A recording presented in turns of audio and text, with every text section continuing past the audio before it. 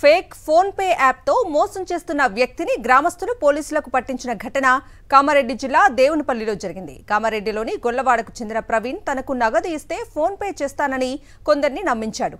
ఈ క్రమంలో దేవునిపల్లిలోని ఓ కిరాణా షాప్ యజమాని నమ్మి నగదు ఇవ్వగా ప్రవీణ్ ఫోన్ పే చేశాడు. ప్రవీణ్ ఫోన్లో నగదు సెండ్ అయినట్లు చూపిన షాప్ యజమాని అకౌంట్లో జమ కాలేదు.